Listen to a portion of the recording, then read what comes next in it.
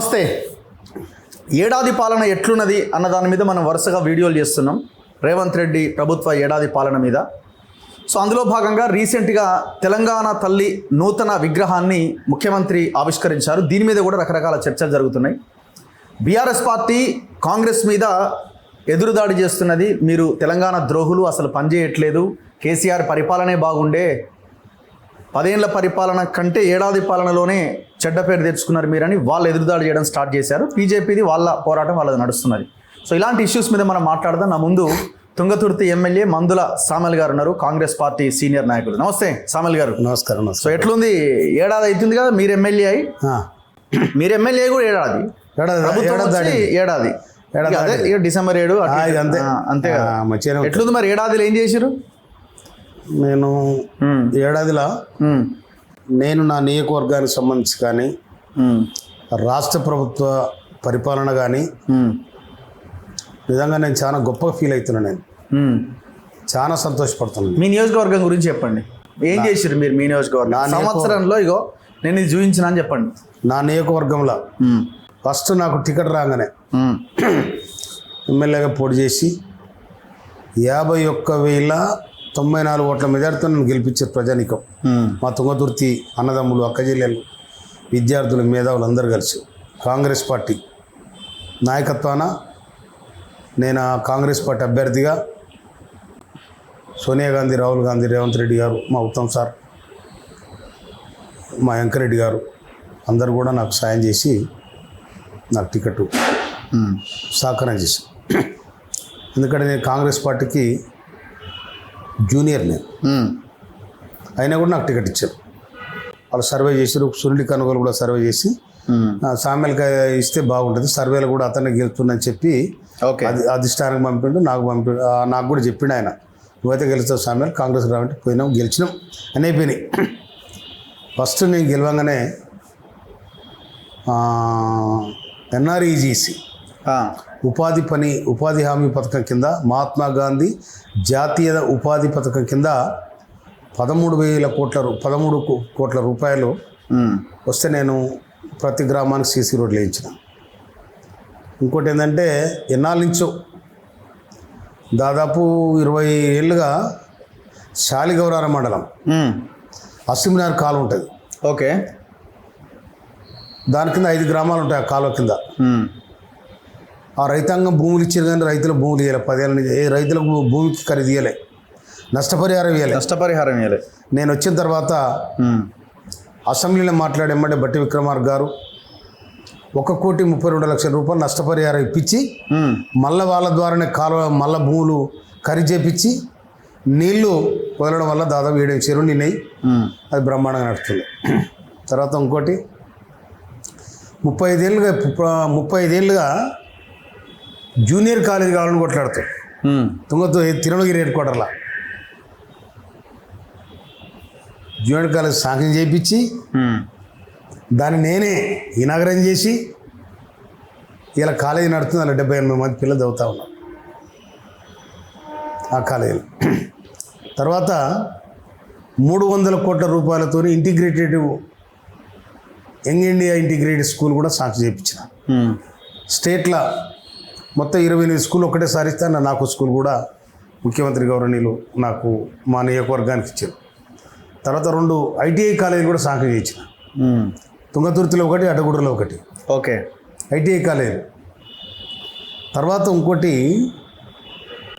నేను తెలంగాణ ఉద్యమంలో ఉన్నప్పుడే బునగాని కాలువ కంప్లీట్ కావాలని చెప్పి ఎంతో కొట్లాడినా. కానీ పోయిన గవర్నమెంట్లో ఏదో ఇంత కేటాయించారు, ఇంత గెలగిచ్చారు, అవతల పడ్డారు, దాన్ని కంప్లీట్ చేయలే. ఎప్పుడు మాట్లాడినా కూడా అసెంబ్లీలో నాకు అవకాశం వచ్చినప్పుడల్లా బునగాని కాలువ కంప్లీట్ చేయాలని చెప్పి నేను ముఖ్యమంత్రి గారికి, మా ఉత్తమ్ కుమార్ రెడ్డి సార్ నీటిపారుదల శాఖ మంత్రి వారికి చెప్తే వారు కూడా 267 కోట్లు కేటాయించడం జరిగింది. అది నా సొంత ఊరికి వస్తుంది ఆ కాలువ, నా సొంత గ్రామం ధర్మారానికి వస్తుంది ఆ కాలువ. ఓకే, అది టెండర్ కూడా అయిపోయింది. ఓకే. తర్వాత మోత్కూరులో జోడు కాలేజీ పిల్లలకు షెల్టర్ లేకుండే. ఓకే, హాస్టల్ బుర్ర వెంకటేశం గారు ఎమ్మటి హాస్టల్ ఇచ్చిన నాకు దాదాపు 170 మంది పిల్లలకు సౌకర్యం కల్పించిన. ఓకే. తర్వాత కేతిరెడ్డి కాలువని ఇరిగేషన్ మదిరాల మండలం తుంగతుర్తి మండలం కలిసి కేతిరెడ్డి కాలువ అది ఎవడుతున్న 70 ఏళ్ళుగా నేనే ఆ కాలువెంట తిరిగి దాన్ని 13 కోట్ల రూపాయలు సాంక్షన్ చేయించిన ఆ వర్క్ కూడా తొందరలో స్టార్ట్ అయింది. కనుక నేను అన్ని విధాలు కూడా ఇప్పుడు అడగూడు మండలం డీరేపాకు దగ్గర 180 ఎకరాలలో ఇండస్ట్రియల్ పార్క్ పెట్టాలని కూడా నేను ప్రతిపాదన చేసిన. అది కూడా తొందరలే మా శ్రీధర్ బాబు గారితో మాట్లాడిన, అది కూడా తొందరగా అయింది. దాంట్లో ఇంకో క్వశ్చన్ లేదు. కనుక దాదాపుగా నేను ఇప్పటికీ ఇంకోటి పోయిన గవర్నమెంట్ కమిషన్లు తీసుకొని ఆగం చేసి చెక్ డ్యాములు వదిలిపెట్టిపోతే 30 కోట్ల రూపాయలు పెట్టి ₹1 గవర్నమెంట్ నుంచి రాకున్నా కూడా కాంట్రాక్టర్ బదిలాడి 30 కోట్ల రూపాయలతోని ఆ చెక్ డ్యాములు పూర్తి చేయించిన. ఇవాళ సముద్రాన్ని తలపించే విధంగా చెక్ డ్యాములు ఉన్నాయి. ఆ చెక్ డ్యాములు నిండా నీళ్ళు ఉన్నాయి. యాసంగి పంటకి డోకా లేకుండా కూడా దాదాపు వందలాది ఎకరాలు బారడానికి అవకాశం ఉంది. కనుక నేను స్వయాన రైతును కాబట్టి ఈ నీటిపారుదల మీద, విద్య మీద, వ్యవసాయ రంగం మీద నాకు పూర్తిగా అవగాహన ఉంది. కాబట్టి ఇవన్నీ ప్రభుత్వంతో కష్టపడి తెప్పించి నేను ఇవాళ దాదాపు 1203 కోట్ల రూపాయలు వర్క్ తీసుకొచ్చిన. మొత్తం ఇప్పటిదాకా 1203 కోట్లు. ఇంకా దాదాపు 320 కోట్ల రుణమాఫీ జరిగింది మా దగ్గర. 320 కోట్లు రుణమాఫీ జరిగింది. అందరికి అయిందా? అర్హులందరికీ అయిందా? కొంత అర్హులందరికీ అయింది. ఇంకా ఏం డోకలేదు. ఇప్పుడు మిలిగినా కూడా వాళ్ళకి కొంతమంది కాలేదట కదా, కొంతమంది మిలిగినా కూడా దాని 10 రోజుల్లో కూడా అది కంప్లీట్ అయిపోతాయి. ఇంకా దాంట్లో క్వశ్చన్ లేదు. తర్వాత నా దగ్గర సీఎం రిలీఫ్ ఫండ్ 2 కోట్లు, సీఎం రిలీఫ్ ఫండ్గా 2 కోట్లు తీసుకొచ్చిన నేను.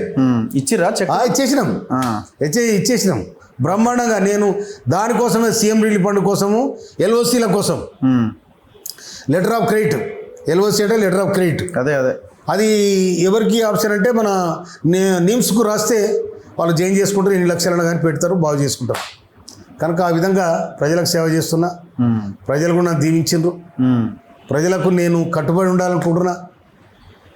ఆ విధంగా చేయాలని నేను మోత్కూరు టౌన్కు 6 పడకల హాస్పిటల్, 30 పడకల హాస్పిటల్ ప్రపోజల్ పెట్టాం. అక్కడ బస్ డిపో పెట్టాలనుకున్నాం. ఓకే, ఇవన్నీ కూడా అవుతాయి. రోడ్లు దాదాపు నేను మంచి చెప్తున్నా. ఇంకోటి అసలు పోయిన రోడ్ అయిందా? నేను బ్రహ్మాండంగా మీరు నాట్లే ఆ రోడ్డు రేపు టెండర్ అయింది. ఇంకా కాలే 5 రోజుల్లో టెండర్ అయింది అది. ఇప్పుడే నేను ఈఎన్సీ పంచాయతీరాజ్ ఈఎన్సీ కనకరత్నం గారితో, తర్వాత సందీప్ సుల్తానియా ఆయన దగ్గర పోయిస్తున్నాడు సెక్రటరియట్. ఎవరు ఉండేది? ఇట్లపాడు. నేనే నాట్లేస్తే నేను చెప్పిన ఈ మా ఎస్సీ గారు కూడా, మీరు తొందరగా టెండర్ పెట్టకపోతే నేను వచ్చి రోడ్డు మీద కూర్చుంటాను కూడా చెప్పిన. ఓకే, రోలింగ్ పాటలు ఏముంటే ఎవరో మాట్లాడరు, నాకు తెలుసు. అది ఆ బాధ తెలుసు, ఆ బంధకారం తెలుసు, ఆ రోడ్ల పరిస్థితి తెలుసు. అందుకోసమనే ఎమ్మటి దాన్ని చర్య తీసుకుంటారు. ఇంకొకటి 32 కోట్లు పెట్టి ఒక రోడ్డు సాగు చేయించిన. 32 కోట్లు బ్రహ్మాండంగా ఇప్పుడు పని వర్క్ జరుగుతుంది. ఎక్కడ? తిమ్మాపురం, కోటపల్లి, కొమ్మాల, కోడూరు, సంగం, ఎలకపల్లి ఈ గ్రామాలకు 32 కోట్లు. తర్వాత డబల్ రోడ్ వేపిస్తున్నాం మొత్తగా. తర్వాత మా మండలం అడ్డగూడు మండలం శాలిగారు మండలాన్ని కలుపుతూ 25 కోట్లతో డబల్ రోడ్ వేపిస్తున్నాం. తర్వాత మోత్కూరు మన అంటే వచ్చేది ఉందా లేకపోతే వర్క్ జరుగుతుందండి? వర్క్ స్టార్ట్ అయింది. ఊరిది ఎందుకు ఇంకా టెండర్ కానే ఉంది? ఇంతకుముందు అంతడ టెండర్ అయింది. ఇంతకుముందు అంతడ కమిషన్ నాకి అవతల పడ్డారు. ఓకే, వాడు ఎక్కడ పోయినా కూడా తెలియదు. ఆ టెండర్ క్యాన్సిల్ చేయమని చెప్పినా, కొత్త టెండర్ పెట్టమని చెప్పినా, ఇప్పుడు అయింది కదా. ఓకే, తర్వాత తుంగతుర్తి నుండి రావులపల్లి ఎక్స్ రోడ్ వరకు అన్ని తండలే ఉంటాయి. అక్కడ కూడా 16 కోట్లతో డబల్ రోడ్ చేయించిన. తర్వాత ఇంకా దాదాపు ఈ రోడ్లకి దాదాపు 120 కోట్ల దాకా తీసుకొచ్చిన. ఓకే, చాలా సంతోషం. సాటిస్ఫైడా? 100%. ప్రజలు సాటిస్ఫైడా? 100%. ఇంకోటి చెప్తే బ్రదర్, వరిసేను ఉన్న కాడ బేర్కులు లేకుండా ఉండదు. వరిసేను ఉన్న కాడ బేర్కులు ఉంటాయి. ఓడిపిల్లు వరిసేను కాడ ముందుగానే ఓడిపిల్లు ఇంతది. ఓకే, వరిసేను కాడ ఓడిపిల్లే ముందుకు ఇంతది. ఇసుక అట్లే ఉందా? ఏమైనా ఎత్తుకపోతురా? నేనేం చెప్పినా ఆయన అదే మాట చెప్పినా, ఈ రోజు కూడా అదే మాట చెప్తున్నా. పెద్ద ఎట్లు ఇసుక తీసుకపోతే నాకు అభ్యంతరం లేదు. ఓకే, బిక్కెట్ తీయని చెప్పి ఇలా పొద్దుగాల కూడా ఓ టీం వచ్చింది నా దగ్గరికి. వస్తే ఎవరే బాబా నీది అడిగిన అంటే, సార్ నేను మాది ఆంధ్ర సార్. ఏ ఊరు అంటే రాజమండ్రి. గీడి కిందకి వచ్చాను, నా ఇంటి కిందకి వచ్చాను. అడిగిన సార్ అలా బిక్కెట్లే ఇసుక ఉన్నా సార్. నీ కారు వెళ్ళి బొంద తీస్తారు, ఆ బొందలో వేస్తారు. మంచిగా చెక్ డ్యామ్లు కట్టినవాడ అటు ఇంట నీళ్ళు ఉన్నాయి, ఆ రైతులు చల్లగా ఉన్నారు. మీరు అక్కడ పోతే మంచిగా ఉండదు. ఇసుక కోసం ఈ ట్యాంకర్ రావద్దని చెప్పిన. మీరు ఏమైనా గవర్నమెంట్ ఆర్డర్ తెచ్చుకొని పెద్ద తీసుకుని నాకు అభ్యంతరం లేదు. సరే, ఓకే. ఇప్పుడు మరి మీరు ఎంత సంపాదించారు సంవత్సరంలో? 7 పైసలే ఏమున్నాయి ఆడ పైసలు సంపాదసా ఏమున్నా ఇసుక దందా ఉంటే పైసలు నెక్స్ట్ ఎలక్షన్లకు పెట్టాలి ఎట్లా నెక్స్ట్ ఎలక్షన్లకు రెడీ చేసుకోవాలి కదా. కాలం ఉంది కాలం ఉంది, అప్పుడు ఏమైనా జ్ఞానం ఉంటే వస్తాయి, లేకపోతే మొన్న బతిలాడి జనాన్ని బతిలాడతాం. అవునా 10వ పరకో ఏదో చేసుకోవాల్సి వస్తుంది. 1 year ఏం సంపాదించలేదా? ఇది సంపాదించడం ఎక్కడిది రాగు చెప్పేది. ఎగ్జాంపుల్ చెప్తున్నా నేను. మొన్న ఒక 2 పిల్లలు వచ్చారు, పేద పిల్లలు. ఒక పిల్ల పత్తెరబోతుంది, బిఎస్సీ అగ్రికల్చర్ సీట్ వచ్చింది. ఓకే. పైసలు లేక ఫీజు కడతారు లేక వెతికి నా దగ్గరకు వచ్చింది. వచ్చి సార్ మాకు బిఎస్సీ ఇస్తే సర్టిఫికేట్ తేమంటే బిఎస్సీ అగ్రికల్చర్ ఆమెకు సీట్ వచ్చింది. పత్తెరబోతుంది ఆ పిల్ల. అదేలేండి. అమ్మాయి 1,00,000 రూపాయలు తీసి నా జీతంలోకి వెళ్ళి. ఇంకో పేద అమ్మాయి, సార్ నాకు ఎంబీబీఎస్ ఫీజు ఫ్రీ సీట్ వచ్చింది, నాకు 1,00,000 రూపాయలు వచ్చింది. ఇంకో అమ్మాయికి చేస్తూనే ఉంటారు. నాకు ఎడ్యుకేషన్ చాలా ఇష్టం. ఓకే. నాకు అందుకోసమనే ఆ పని చేస్తూనే ఉంటారు. నేను మరి ఇంటిగ్రేటెడ్ స్కూల్ అడిగేది ఉండే ముఖ్యమంత్రిని, రోజు రెగ్యులర్ కలుస్తుంటారు కదా. నాకు నేనే శంకుస్థాపన చేసిన. మీ దాంట్లో వచ్చిందా? వచ్చింది, శంకుస్థాపన చేసిన నేనే. తిరుమలగిరిలా 25 ఎకరాల నేనే. ఓకే. అట్లా. సో సాటిస్ఫైడ్ మీరు? చాలా సాటిస్ఫాక్షన్. ఇంకా సర్వ్ చేసేది ఉంది, చాలా పనులు చేసేది ఉన్నది. రేవంత్ రెడ్డి పరిపాలన ఎట్లుంది ఓవరాల్గా? రేవంత్ రెడ్డి పరిపాలన ఎట్లున్నది? బ్రహ్మాండం. రేవంత్ రెడ్డి పరిపాలనకి నేను ఎట్లున్నా ఆయన కూడా అట్టే ఉంటాడు. నేను 10 ఏళ్లలో కేసీఆర్ చెడ్డ పేరు వస్తే నాకు 1 yearనే వచ్చిందని మాట్లాడుతున్నారు కదా. ఎవరు? బీఆర్ఎస్ వాళ్ళు అంటున్నారు, బీజేపీ వాళ్ళు అంటున్నారు, మిగతా వాళ్ళు కూడా ఎవరెవరు అంటున్నారు కదా. ఇప్పుడు తౌడే మురిసిందట, పొట్టే మురిసిందట. ఇప్పుడు అధికారం పోయింది. ఎవరు? బీఆర్ఎస్ వాళ్ళకు అధికారం పోయింది. ఎక్కడ దోస్తలేదు వాళ్ళకు, ఎక్కడ దోస్తలేదు. లైఫ్లో కూడా మేము ఓడిపోతాం అనుకోవాలి. లైఫ్లో కూడా ఓడిపోతాం అనుకోవాలి. 10 ఏళ్ళు కూడా పెట్టుకున్నాం, పైసలు పంచుతాం, మేము గెలుస్తాం అనుకోరు. కానీ ప్రజా తిరుగుబాటును వాళ్ళు పచ్చిగట్టలేకపోయినారు. ప్రజగట్టలేకపోయినారు. ఓకే. అది ప్రజాభవన్ కాదు కదా, అది ప్రగతి భవన్ కాదు కదా, ప్రజా వ్యవస్థ. అది ప్రజల నాడి తెలుసుకోలేదు. మాకు మేమే అనుకున్నారు. సరే వాళ్ళు అనుకున్నారు, మీరేం చేస్తున్నారు 1 year? మేము బ్రహ్మాండం చేసినాం. రేవంత్ రెడ్డి అన్ని ఇవాళ ఒక్క నా నియోజకవర్గాన్ని చెప్తున్నా, 320 కోట్ల రూపాయలు మాపు జరిగింది నా నియోజకవర్గానికి. 320 కోట్లు. రాష్ట్ర వ్యాప్తంగా 21,000 కోట్ల రూపాయల మాపు జరిగింది. మీరేం చేసినారు? నీటిపారుదల రంగానికి బ్రహ్మాండమైన ప్రయాటిస్తూ ఉంది సర్కార్. ఇంకొక మాట, సన్నోట్లకు 500 రూపాయల బోనస్ ఇస్తూ ఉన్నారు. 1 ఎకరానికి మినిమం ప్రైస్ ఎంత ఉంది ఎరికైనా? మద్దతు ధర సన్నవడ్లకు 2,320 రూపాయలు ఉన్నది సన్నోట్లకు. దానికి మీద 500 రూపాయల బోనస్ ఇస్తూ ఉంది. అంటే 1 ఎకరానికి 30 కింటాల వడ్లు. 30 కింటాలు అంటే దాదాపు 15,000 అయ్యే వస్తున్నాయి బోనస్. 15,000 బోనస్ వస్తుంది ఒక రైతుకు. అంతకంటే ఎవరు ఇస్తారు? వీళ్ళు ఏం చేసిండ్రు? ఇవాళ దొడ్డోళ్లకు 2,300 బోనస్, 2,300 ఇస్తుండ్రు. దానికి బోనస్ లేదు. సన్నోట్లకు ఏం మాట ప్రకారం అయితే రేవంత్ రెడ్డి గారు ప్రకటించిండ్రు, మా ఉత్తమ్ సార్ ప్రకటించిండు, ఆ విధంగా బోనస్ ఇస్తామని మా బట్టి విక్రమార్క గారు అందరూ కలిసి రాష్ట్ర మంత్రివర్గం కలిసి కూర్చొని రైతులందరూ ఉండాలి, మన రైతు పక్షాన ఉండాలి అనే దాని మీద ఈ రైతులకు ఇస్తా ఉన్నారు. రైతు బంధు ఏదైనా అడుగుతున్నారు, రైతు భరోసా ఏదైనా అడుగుతున్నారు. 15,000 ఇస్తా అంటే చెప్పేది నువ్వు రైతు భరోసా రేపు ప్రకటించాడు కదా, సంక్రాంతి కదా అంటుండే. సంక్రాంతి తర్వాత రైతు భరోసా చేస్తానని చెప్పిండి, వేస్తావు అంతే. చెప్పేది 7,000 కోట్ల రూపాయలు అప్పు చేసి నాకీ అవతల పడ్డారు. వచ్చినప్పుడు పోయాలి కదా, వాడు చావని బతకని మేమైతే నిండ నింపుకున్నాం, జోలు నింపుకున్నాం, మాకేలే అని కూర్చున్నారు. నేను మలపై కూర్చుంటాం అనుకున్నారు. పాపం అది కింద. అది కథ. మీకు అనిపిస్తుందా ఇప్పుడు రుణమాఫీ కంటే రైతు భరోసా ముందు ఇచ్చేసి రుణమాఫీ ఒక విడతనో 2 విడతలో స్టార్ట్ చేసి ఉంటే ఇంత ఇది ఉండేది కాదు? ఏది లేదు నాకు, ఏది లేదు. రైతులు వ్యతిరేకత లేదంటారు అసలు? వ్యతిరేకత లేదు. ఈలకీలు అనుకుంటారు, అది ఈలకీలు అనుకుంటారు. ఎందుకంటే 10 ఏళ్ళుగా ఎలక్షన్లు పెడితే రేవంత్ ప్రభుత్వం ఓడిపోయే అవకాశం లేదా? కాంగ్రెస్ 15 సీట్లు ఎక్కువ వస్తాయి. ఇంకా మొన్న 64 వచ్చినాయి కదా. ఎన్ని వచ్చినాయి? 64 వచ్చినాయి. 64 వచ్చినాయి. ఇప్పుడు 80 అవుతాయి. చూసుకోను, 80 అవుతాయి. అంత సినిమా ఉందా? నువ్వు రారు ఫీల్డ్కి రా, నేను చెప్తా. ఫీల్డ్కి రా. మహిళలను మోసం చేసిరు అంటున్నారు, నిరుద్యోగులను మోసం అంటే చేసిరు మహిళలకు అంటున్నారు, రైతులను మోసం చేసిరు మహిళలకు అంటున్నారు. చెప్పేను వాళ్ళ మోసం లెక్క పెట్టుకుంటున్నా ఆయన. ఎక్కడ దళితుల ముఖ్యమంత్రి, ఎక్కడ 3 ఎకరాలు, ఎక్కడ ముఖ్యమంత్రి, నిట్టడిలో ఒక జాతినే వంచన చేసిరు వాళ్ళు. జాతినే వంచన చేసిరు వాళ్ళు. ఎవరు చేసిరండి? ముఖ్యమంత్రి ఆలోచిస్తున్నారు కదా, మేము అడగలే కదా. ఏ మాలోళ్ళు అడగలే, ఏ మాదిగోళ్ళు అడగలే. మీ 6 గ్యారంటీలు 420 హామీలు అన్నీ అమలైనయా అని అడుగుతున్నారు వాళ్ళు. మీ 6 గ్యారంటీలు 400 పైన ఇచ్చిన హామీలు ఇవన్నీ అమలైనయా అని అడుగుతున్నారు. 400 ఇప్పుడు వాళ్ళ సోకుంది అది. ఈ 420 అని అదొక పాట పాడతా ఒక పుస్తకం రాసుకొని విన్నావా? వాళ్ళు ఇచ్చిన గ్యారంటీలు ఎక్కడ బా? అవి మర్చిపోయి ఇటు వస్తారు. అవి మర్చిపోయి ఇటు వస్తారు. మేము చేయలేకపోయినాం, కొనులు ఏమైపోయా? మేము చేయలేకపోయినాం, చేస్తాను అధికారం. మేము చేసిన కోపికే ఉండాలి. మేము చేసిన కోపికే ఉండాలి. ఇలా 56,000 కొనులు ఇచ్చినండి. 56,000 కొనులు. ప్రతి స్కూల్లో ఇవాళ బ్రహ్మాండంగా టీచర్లు, ప్రతి స్కూల్లో టీచర్స్ ఉన్నారు ఇవాళ. మీ ఊర్లో అన్ని స్కూళ్ళలో టీచర్లు, అన్ని స్కూళ్ళ టీచర్లు ఉన్నారు ఇవాళ. రేపు 14 తారీఖు నాడు ప్రతి రెడ్జెస్ స్కూల్కు బ్రహ్మాండంగా, ఇంతవరకు సున్నవేసిన నాదు లేడు, ఆ కాలేజీకి రంగేసిన నాదు లేడు రెడ్జెస్ స్కూళ్ళకు. ఇవాళ బ్రహ్మాండంగా అన్ని కాలేజీలకు, అన్ని స్కూళ్ళకు బ్రహ్మాండంగా సున్నవేసి ప్రతి ఎమ్మెల్యే ఒక హాస్టల్లో ఉండాలి, ప్రతి ఎమ్మెల్యే ఒక రెడ్జెస్ స్కూల్లో ఉండాలని రేపు 14 తారీఖు నాడు ఆర్డర్ ఇచ్చింది గవర్నమెంట్. నేను మొన్న ఒక స్కూల్ పోయినా. నేను ఇంకొక మాట చెప్తాను,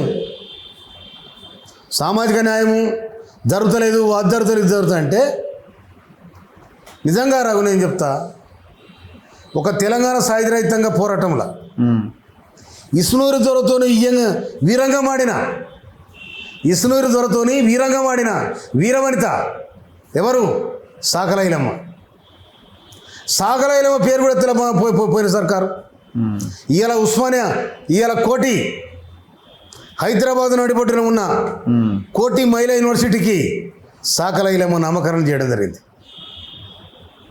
అది గొప్ప సామాజిక మార్పు. అది తర్వాత 2008 నుండి ఇప్పటి వరకు హాస్టల్కి ₹1 పెంచలే ఎవరు. 2008 నుండి 2024 దాకా ఆడపిల్లలకు 40% కాస్మెటిక్ ఛార్జెస్, మెస్ ఛార్జీలు 40% పెంచారు. ఎవరు పెంచుతారండి? లక్షలాది మంది పిల్లలకు. మీకు ఆ సోయలేదా?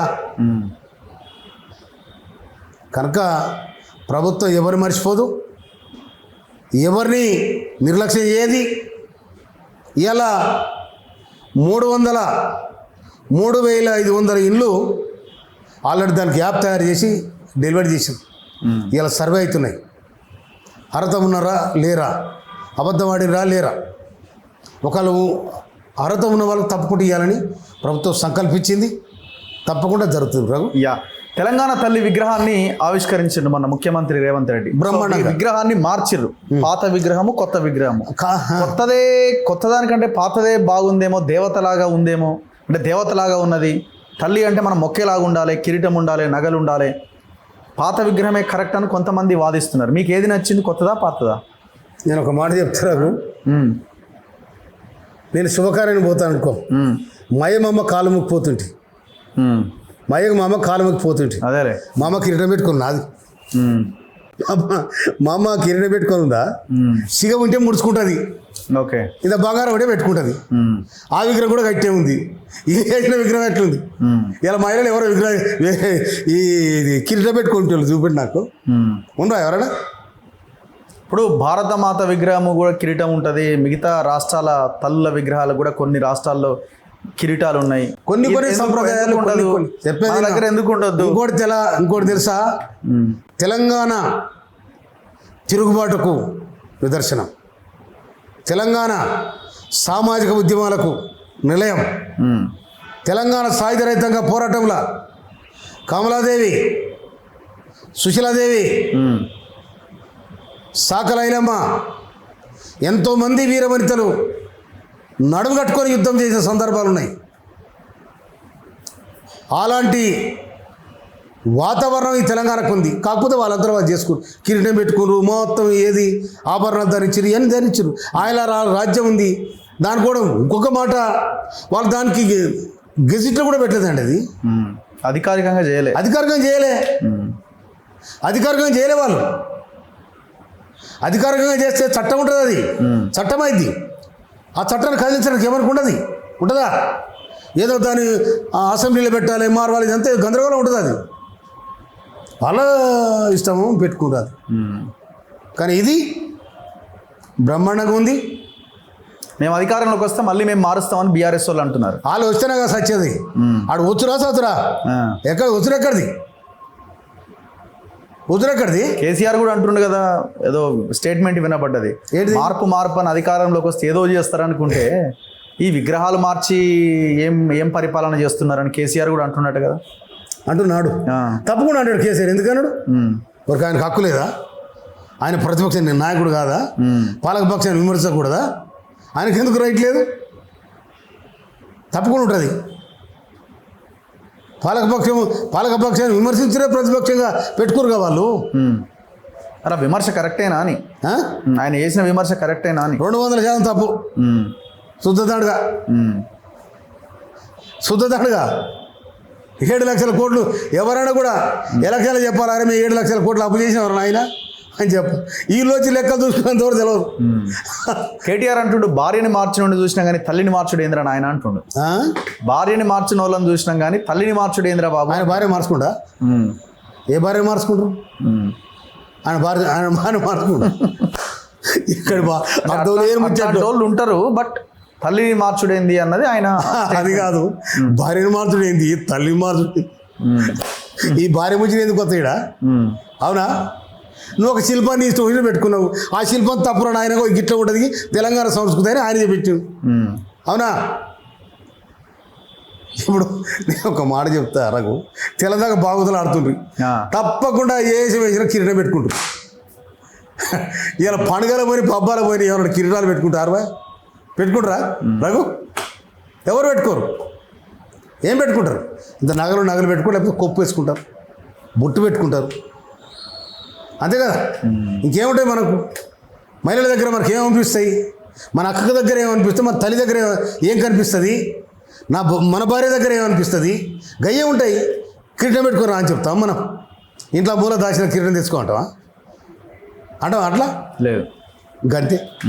ఇప్పుడు క్యాబినెట్ ఎక్స్పాన్షన్ జరగబోతున్నట్టుంది కదా, ఇవాళ అయిద్దా? అయితే ఇలా పేపర్లో చూసిన అవుతుందని అంటున్నారు. మరి మీకేమైనా అవకాశం ఉండొచ్చా? నాకు కాదు, మాదిగ జాతికి కావాలనైతే నేను అడుగుతా. మాదిగ జాతి అంటే ఎవరున్నారు? ఎవరైనా కానీ 6లో 4 వచ్చే అవకాశం ఉందని అంటున్నారు. 4 ఇస్తారా?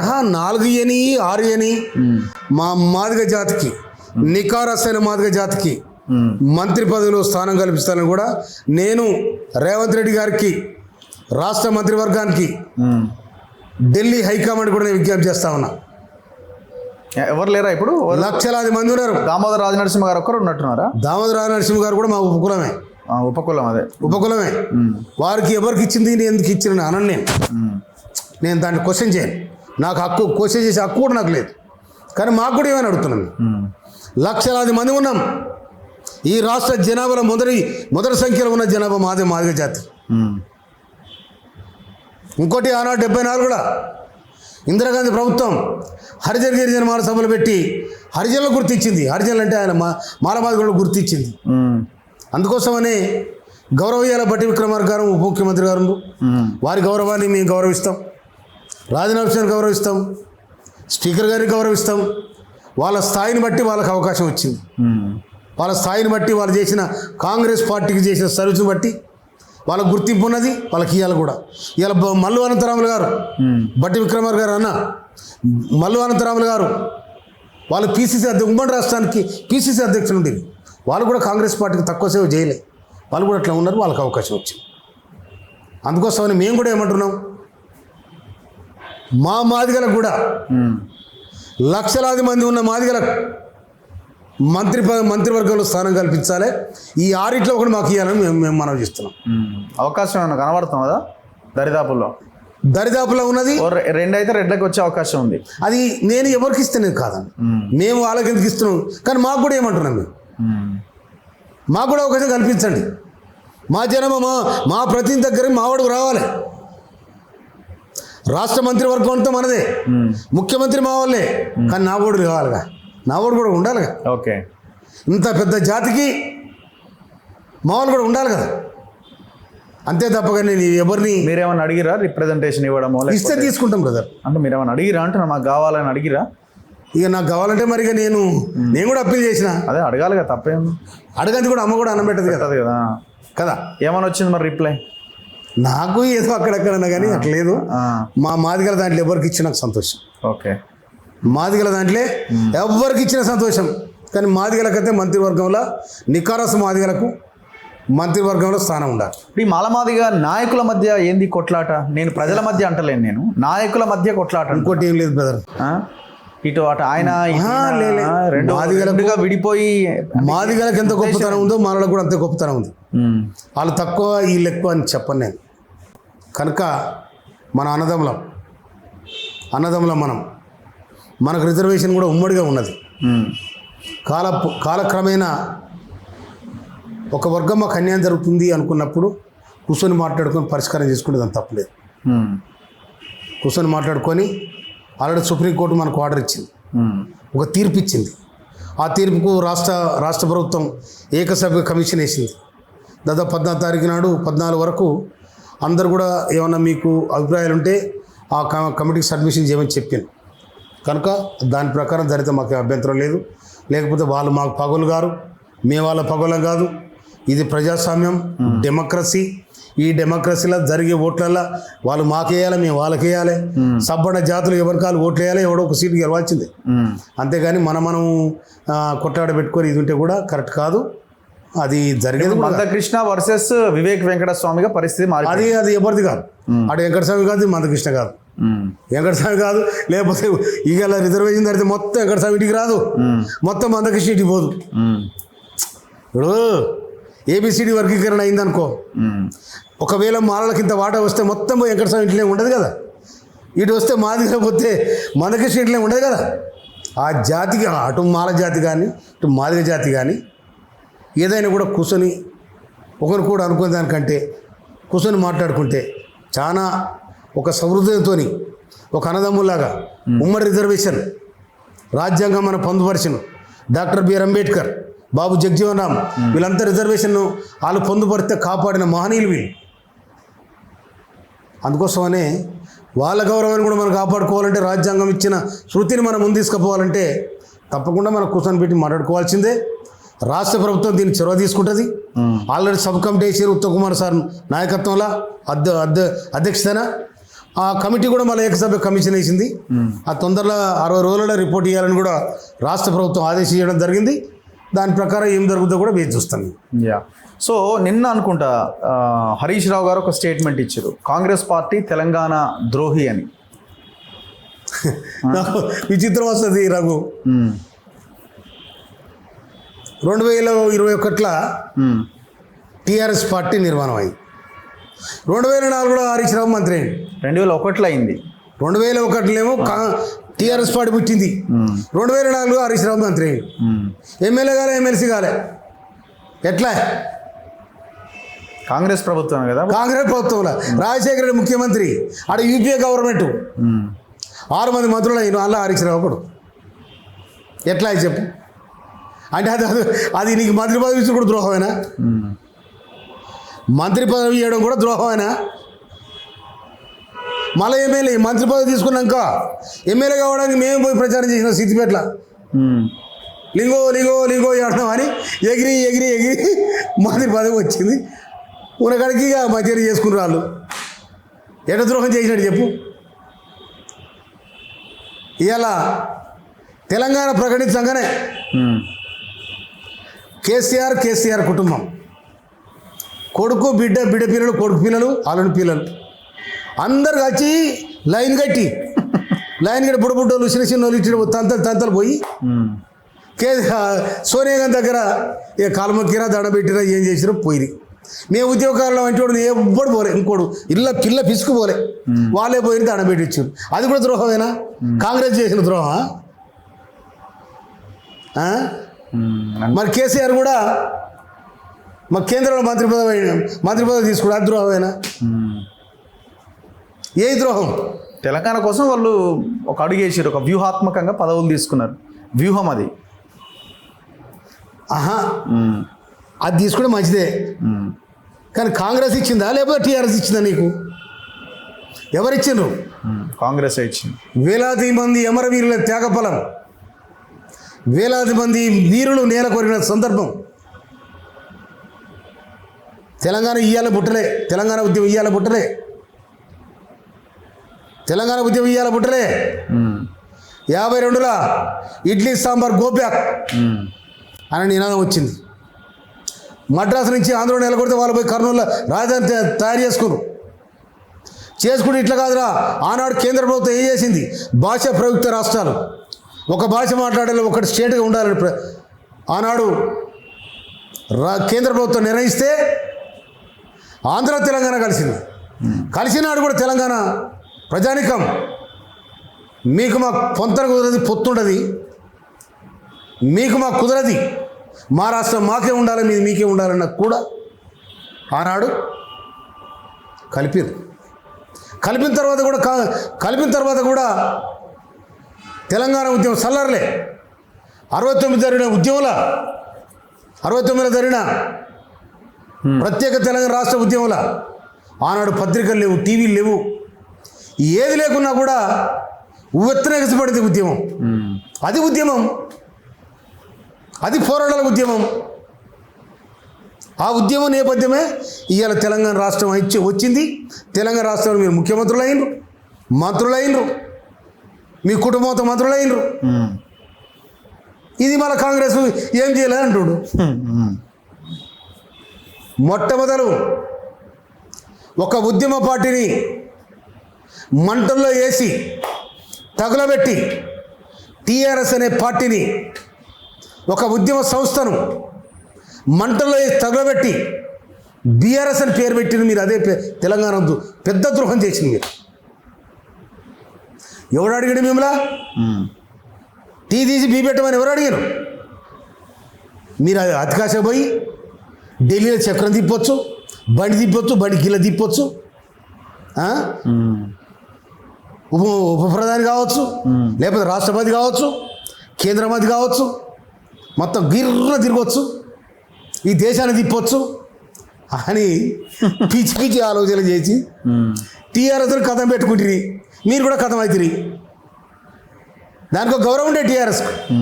అరే ఉద్యమం కోసం పుట్టిన పార్టీరా, ఉండనీరా అని జర ఇష్టం లేనివాడు కూడా దాన్ని వ్యతిరేకించేవాళ్ళు కారు. కానీ ఎక్కడి బీఆర్ఎస్, ఎక్కడి కథ. నువ్వు బీఆర్ఎస్ పెడితే వచ్చిన ఎవరు? ఈ మహారాష్ట్ర బార్డర్లో ఉన్న వాళ్ళు వచ్చినారు.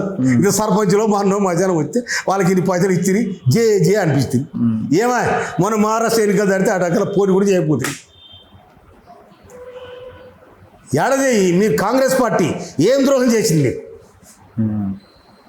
మీరు చేసిన ద్రోహం. ఇలా ఎవరు లేను, ఏ సందర్భం లేకుండా తెలంగాణ ఉద్యమంతో సంబంధం లేని వాళ్ళను తీసుకొచ్చుకొని మంత్రులు చేశారు మీరు. నిజమైన ఉద్యమకారులను ఒక్కరిని తీసుకొచ్చారు, చూపెట్టండి. మీరు ఉద్యమకారులు లాగా చేశారు మీరు. అందుకే ప్రజలు మీకు సమాధానం చెప్పాం, తీర్పిచ్చారు మీకు వ్యతిరేకంగా. ఇప్పుడు కేసీఆర్ బయటకు వస్తలేడు కదా, ఎప్పుడు వస్తాడని మీరు మీలాంటి వాళ్ళు అనుకుంటున్నారు? వచ్చింది ఆయన ఇష్టం అది. ఇప్పుడు అసెంబ్లీలో ఏమన్నా ఫస్ట్ డే అయితే రాలేదు, మరి మిగతా రోజులైనా ఏమైనా వచ్చే అవకాశాలు ఉండొచ్చు? వస్తే సంతోషం. వద్దంటాడు. ఆయన ఎమ్మెల్యే గెలిచిండు, ప్రతిపక్ష నాయకుడు, 10 ఏళ్ళు ముఖ్యమంత్రి చేసిండు. ఆయన వస్తే సినిమా ఉంటుందేమో, ఇక అప్పుడే రంగంలోకి దిగుతాడేమో. ఏంటిది? సింహంలాగా కథన రంగంలోకి దిగుతాడేమో. సింహం ఎట్లుంటుంది? ఆయన బక్కగుండే సింహం ఎట్లుంటుంది? బక్క సింహం. సింహం బక్క పడుతుంది దాని పడి సున్నా. సింహం బక్క పడుతుంది దాని పడి సున్నా. టైం చూసి ఎంటర్ అవుతాడు కేసీఆర్. ఇప్పుడు మేము ఉన్నాం కదా అంటున్నారు కదా వాళ్ళు. ఏంటిది ఉండే ఇప్పుడు వద్దనరా? ఇప్పుడు ఏమన్నా గేట్ కార్డు పెట్టిరా, థర్డ్ కార్డు పెట్టిరా అసెంబ్లీకి? ఇక ఆయన ఎంటర్ అయినట్టు ఇక మీ పని అవుట్ అన్నది వాళ్ళ భావన. ఆయన ఎంటర్ అయినట్టు ఇక అవుట్ కాంగ్రెస్ పని అని. ఏంటిది అది? ఆయన యాడికి అవుట్ అయింది ఆ. మేము అలాగే అసెంబ్లీలోకి వెళ్ళి ఆయన రాగానే మేము అంత బయటికి వెళ్ళి గుర్తావా అది కాదు రావు కేసీఆర్ గారు అసెంబ్లీకి రాగానే మామో అయ్యే వరకు ఉరుకుతావా ఉరుకుతారా యుద్ధం స్టార్ట్ చేస్తాడు, వర్క్ స్టార్ట్ చేస్తే మీరు ఇక తట్టుకోలేరని. అస్సలు కూడా తలిగిండు రేవంత్ రెడ్డి అస్సలు కూడా తలిగిండు. ఎవరు కేసీఆర్కా? విన్నావా ఏం చేయగలుగుతారు సమాధానం వస్తుంది. హరీష్ రావు గారు మన రేవంత్ రెడ్డి గారు అంటారు ముఖ్యమంత్రి గారు మీరు అసెంబ్లీకి రండి, మీ సలహాలు నాకు మాకు ఇవ్వండి, మేము తప్పులు చేస్తే ఎత్తి చూపండి, మీ 10 ఏళ్ళ ముఖ్యమంత్రి పాలనలో మేము ఏం చేసినామో మేము చెప్తాం, మీరేం చేసినా మీరు చెప్పండి. ఒకవేళ రాష్ట్ర ప్రజానీకానికి నువ్వు చెప్పే సలహాలు అక్కరొస్తే అధికారంలో ఉన్న మేము అమలు చేయడానికి సిద్ధంగా ఉన్నామని మా ముఖ్యమంత్రి రేవంత్ రెడ్డి గారు చెప్తా ఉన్నారు. ఏడాది అయింది, ఎందుకు రావట్లేరు? వద్దనమ్మా వాళ్ళని కేసీఆర్ గారిని ఏమైనా అగౌరవపరిచినాం అట్లా లేదే. కనుక కేసీఆర్ వస్తే ఏదో అయింది అని ఏమైంది? అది గిద్ద పార్టీ. ఇంకోటి ఆ బీఆర్ఎస్ అనేది అర్థం లేని ముచ్చట. ఏనావా బీఆర్ఎస్ అనేది ఎందుకు మార్చారో హరీష్ రావు సూటిగా చెప్పాలి. టీఆర్ఎస్ని తీసేసి టీఆర్ఎస్ అనేది తీసేసి బీఆర్ఎస్ ఎందుకు మార్చారో చెప్పాలి. నువ్వు హరీష్ రావు గారు ఎమ్మెల్యే కాకుండా ఎమ్మెల్సీ కాకుండా మంత్రి పదవి ఎట్లయినా చెప్పాలి. ఓకే, ఎమ్మెల్యే కాకుండా ఎమ్మెల్సీ కాకుండా మంత్రి ఎట్లయినా చెప్పాలి. తర్వాత తెలంగాణ ప్రకటన వచ్చిన తర్వాత మీ కుటుంబమే పోయి సోనియా గాంధీ దగ్గర ఎందుకు కలిసి వచ్చి చెప్పాలి. మీరు ఉద్యమకారులలో గుంపును తీసుకుపోయి ఎందుకు కలవలే? ఒకవేళ ఇంపార్టెంట్ పర్సన్స్ అందరూ తీసుకోకపోవచ్చు, ఒక ఇంపార్టెంట్ పర్సన్స్ పలానా జిల్లాకి ఇతను పనిచేసిండు, పలానా జిల్లాకి ఇతను పనిచేసిండు, వాళ్ళని కూడా గౌరవించి ఉద్యమకారులు గౌరవించినట్టు ఉండాలి కదా. ఎవరు తీసుకుపోయింది? మీరు మీ కుటుంబం పోయింది. అందుకే మీ కుటుంబ పాలనని ఇవాళ ప్రజలు మిమ్మల్ని తిరస్కరించారు. భవిష్యత్తులో బీఆర్ఎస్ వర్సెస్ కాంగ్రెసే ఉంటుందా, లేదు కాంగ్రెస్ వర్సెస్ బీజేపీ ఉండొచ్చా, ఇంకో ఆల్టర్నేట్ పార్టీ ఏదైనా వచ్చే అవకాశాలు ఉండొచ్చా? ఎట్లా ఉండొచ్చు భవిష్యత్ రాజకీయం? మీరు ఎట్లా అంచనా వేస్తున్నారు? మీకు చాలా రాజకీయ అనుభవం ఉంది కదా. కాంగ్రెస్ అయితే నిలకడ ఉంటుంది బ్రదర్, కాంగ్రెస్ నిలకడ ఉంటుంది. మరి బీఆర్ఎస్ ఉంటుందా? బీజేపీ కూడా ఉంటుంది, జాతీయ పార్టీ. ఇప్పుడు ప్రాంతీయ పార్టీలు కనుమరుగైన సందర్భాలు మనం చూస్తున్నాం. ప్రాంతీయ పార్టీలు కనుమరుగైతాయి, ఎందుకంటే ఆ పార్టీ లిమిటేషన్ కిందనే ఉంటుంది. కానీ జాతీయ పార్టీలు భారతదేశ వ్యాప్తంగా ఉంటాయి, దేశవ్యాప్తంగా ఉండొచ్చు. ఈ రాష్ట్రం లేకపోతే ఇంకో రాష్ట్రం ఉండొచ్చు, వాడికి ఒక సిద్ధాంతం ఉంటుంది. ఈ ప్రాంతీయ పార్టీలకు స్వార్థం ఎక్కువ ఉంటుంది. సరే, ఇప్పుడు మరి బీఆర్ఎస్ ఉంటుందా ఉండదా? బీఆర్ఎస్ ఉంటుందా ఉండదా? నాకైతే అనుమానం అబ్బా. అంటే ఎట్లా అంత ఏముంటుందని? డబ్బులు ఉన్నాయి, జనాలు ఉన్న మన పార్టీ ఉన్నది, నిర్మాణం ఉన్నది, వాళ్ళు ఓడిపోయిన తర్వాత కూడా ఫైట్ చేస్తూనే ఉన్నారు.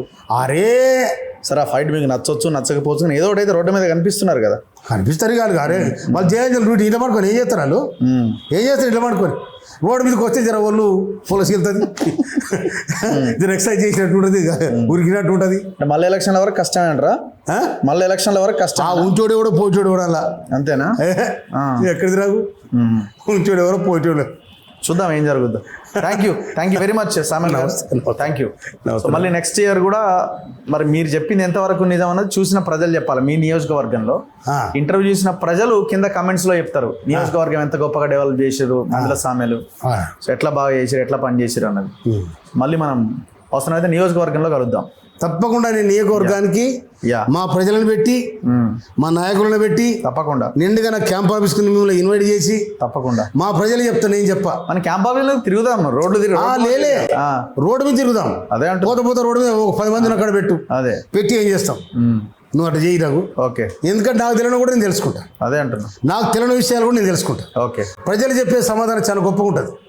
నేను రాజకీయ నాయకుని ఎమ్మెల్యేను కాబట్టి నా ఇష్టం నేను చెప్పొచ్చు, నాకు నా అభిప్రాయం చెప్పొచ్చు. కానీ ప్రజలకు ఈ నియోజకవర్గానికి ఎమ్మెల్యే అంటోడు ఏం చేసిండు, ఏం చేయగలుగుతాడు, ఇంకా ఏ అవసరాలు ఉన్నాయి ప్రజలు చెప్తారు. యా, అప్పుడు ఇంకా గొప్పగా రిపోర్ట్ వస్తుంది. తప్పకుండా. ప్రజలను నేను గౌరవించేవాడిని అయితే యా, నన్ను కూడా ప్రజలకు ఇంకా దగ్గర తీసుకుపోయిన వాళ్ళు మీరైతారు. ఓకే, అట్లా. Thank you very much Samuel garu. Thank you ధన్యవాదాలు. Thank you. సో ఇది తుంగతుర్తి ఎమ్మెల్యే మందుల సామెల్ గారితో స్పెషల్ ఇంటర్వ్యూ. చూస్తూనే ఉండండి మన తొలి వెలుగు.